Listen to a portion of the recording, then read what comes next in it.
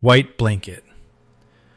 We call it white, but that covers everything from a sunburned guy in Dublin to a blonde girl in Sweden and a corporate lawyer in New York. It is less of a biological fact and more of a giant cultural umbrella. If you go back 100 years, white people did not even consider each other white.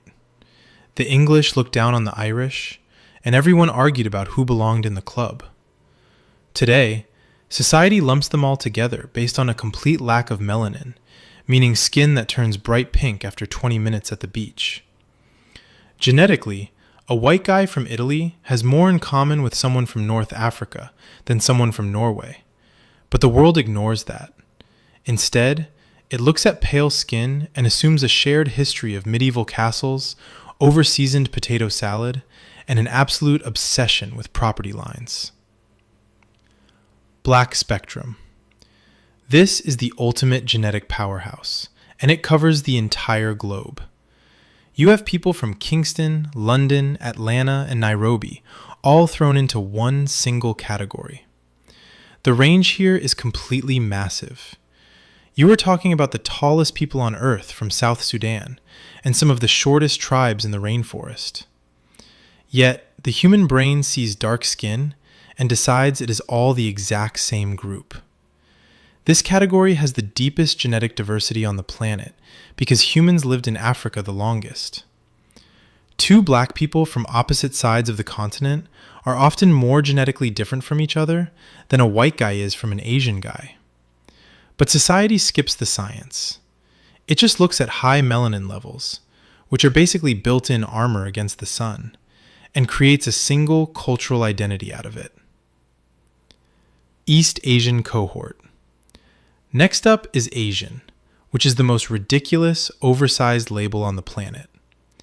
When people say it, they usually just mean East Asia, countries like China, Japan, and Korea. The world looks at this group and pictures tech companies, high-speed trains, and absolute discipline. But the actual map is a complete mess of totally different cultures, languages, and histories. Putting a person from Tokyo and a person from a rural village in western China in the same bucket makes zero sense. Their bodies adapted over thousands of years to specific climates, changing everything from eye shapes to how they process milk. Yet, to the rest of the world, they are just one giant uniform voting bloc. It is a massive oversimplification for billions of unique individuals. Brown mass. Then you have South Asia and the Middle East. This is the brown category, and it is a total wild card. It stretches from the deserts of Saudi Arabia all the way to the tropical southern tip of India. Are they Asian? Technically, yes. Do they look like people from Beijing? Not even close.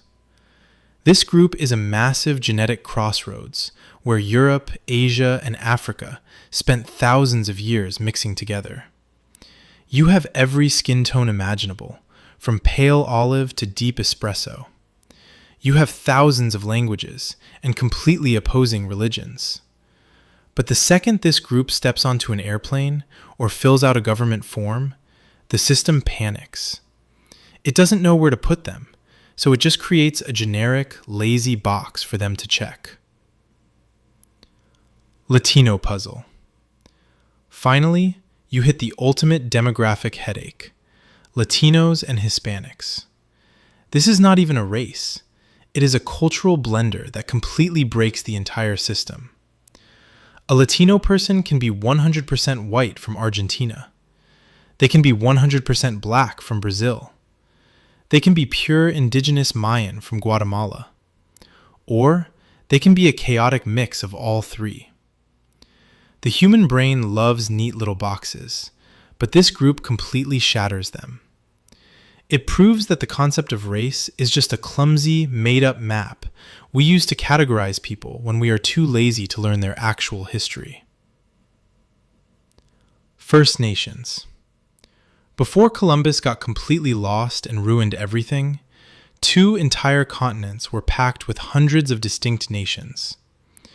We are talking about everyone from nomadic tribes of the frozen Canadian tundra to the highly advanced urban empires of the Aztecs and Incas. Biologically, their ancestors crossed a land bridge from Siberia thousands of years ago. Because they were cut off from the rest of the world for millennia, their bodies adapted uniquely to the harsh, high altitudes of the Andes or deep plains of North America. They developed distinct genetic markers and blood type distributions that look nothing like Europe, Asia, or Africa. Yet, when modern history books or demographic charts look at them, they just get lazy labels like Native American or Indigenous, wiping out thousands of years of separate empires, languages, and physical diversity with one stroke of a pen.